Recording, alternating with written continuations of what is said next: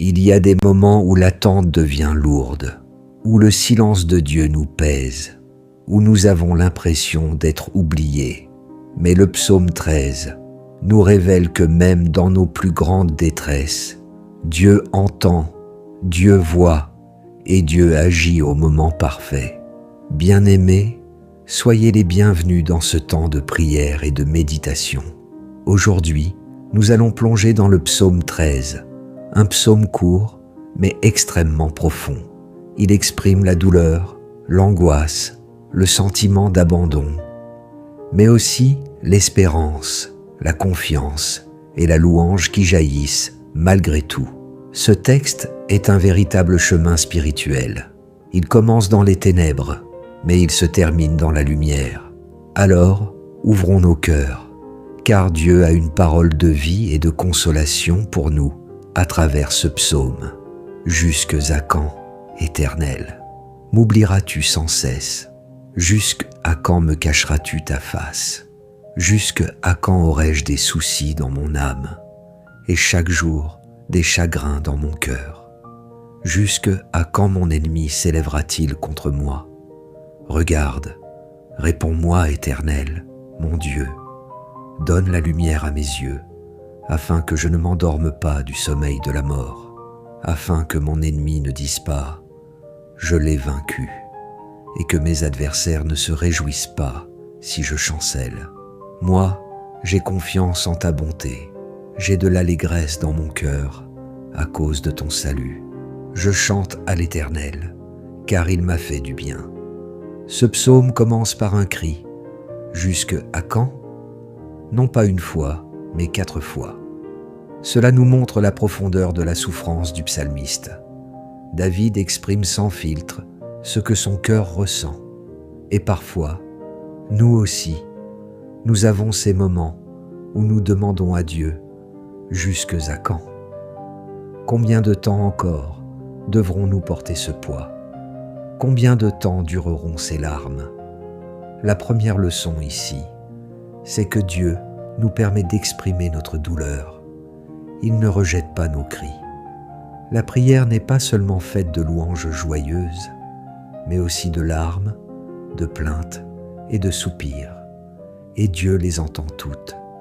David dit « Jusque à quand m'oublieras-tu » Ce sentiment d'oubli peut nous envahir lorsque les réponses tardent. Mais attention, Dieu ne nous oublie jamais. Son silence n'est pas son absence. Parfois, il se tait pour nous apprendre à persévérer, à nous approcher davantage de lui, à renforcer notre foi. Ensuite, David demande « Jusque à quand mon ennemi s'élèvera-t-il contre moi ?» L'ennemi peut être une personne, une situation, une maladie, une oppression ou même nos propres peurs intérieures. Mais quelle que soit la forme de cet ennemi, David sait qu'il ne peut pas vaincre si Dieu intervient. C'est pourquoi il crie « Regarde, réponds-moi, Éternel, mon Dieu ». Remarquons la progression. D'abord la plainte, ensuite la supplication. C'est un chemin. Il ne reste pas enfermé dans ses lamentations, mais il se tourne vers Dieu. Il dit « Donne la lumière à mes yeux ». Ici, la lumière symbolise l'espérance, la clarté, la vie. Sans cette lumière, il se sent plongé dans l'obscurité de la mort. Cela nous montre que seul Dieu peut vraiment nous redonner la force intérieure, la joie et la vision claire dans nos ténèbres. Puis vient le basculement merveilleux. Moi, j'ai confiance en ta bonté.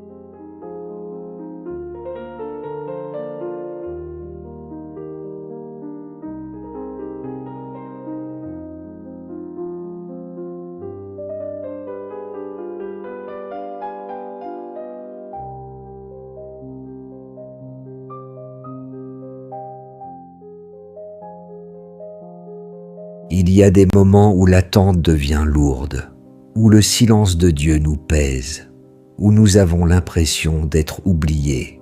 Mais le psaume 13 nous révèle que même dans nos plus grandes détresses, Dieu entend, Dieu voit et Dieu agit au moment parfait. Bien-aimés, soyez les bienvenus dans ce temps de prière et de méditation.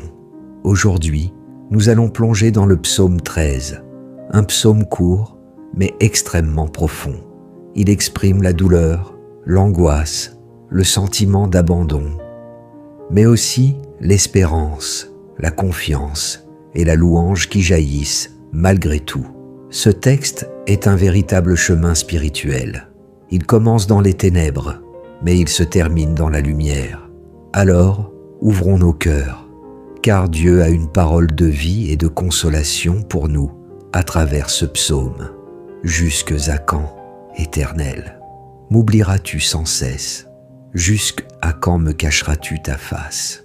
Jusque à quand aurai-je des soucis dans mon âme et chaque jour des chagrins dans mon cœur? Jusque à quand mon ennemi s'élèvera-t-il contre moi? Regarde, réponds-moi, Éternel, mon Dieu. Donne la lumière à mes yeux, afin que je ne m'endorme pas du sommeil de la mort, afin que mon ennemi ne dise pas « Je l'ai vaincu », et que mes adversaires ne se réjouissent pas si je chancelle. Moi, j'ai confiance en ta bonté, j'ai de l'allégresse dans mon cœur à cause de ton salut. Je chante à l'Éternel, car il m'a fait du bien. Ce psaume commence par un cri. Jusque à quand? Non pas une fois, mais 4 fois. Cela nous montre la profondeur de la souffrance du psalmiste. David exprime sans filtre ce que son cœur ressent. Et parfois, nous aussi, nous avons ces moments où nous demandons à Dieu « Jusque à quand ?» Combien de temps encore devrons-nous porter ce poids? Combien de temps dureront ces larmes? La première leçon ici, c'est que Dieu nous permet d'exprimer notre douleur. Il ne rejette pas nos cris. La prière n'est pas seulement faite de louanges joyeuses, mais aussi de larmes, de plaintes et de soupirs. Et Dieu les entend toutes. David dit « Jusque à quand m'oublieras-tu » Ce sentiment d'oubli peut nous envahir lorsque les réponses tardent. Mais attention, Dieu ne nous oublie jamais. Son silence n'est pas son absence. Parfois, il se tait pour nous apprendre à persévérer, à nous approcher davantage de lui, à renforcer notre foi. Ensuite, David demande « Jusque à quand mon ennemi s'élèvera-t-il contre moi ?» L'ennemi peut être une personne, une situation, une maladie, une oppression ou même nos propres peurs intérieures. Mais quelle que soit la forme de cet ennemi, David sait qu'il ne peut pas vaincre si Dieu intervient. C'est pourquoi il crie « Regarde, réponds-moi, Éternel, mon Dieu ». Remarquons la progression. D'abord la plainte, ensuite la supplication. C'est un chemin. Il ne reste pas enfermé dans ses lamentations, mais il se tourne vers Dieu. Il dit « Donne la lumière à mes yeux ». Ici, la lumière symbolise l'espérance, la clarté, la vie. Sans cette lumière, il se sent plongé dans l'obscurité de la mort.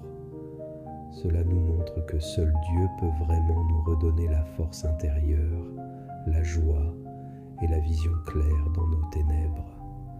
Puis vient le basculement merveilleux. Moi, j'ai confiance en ta bonté.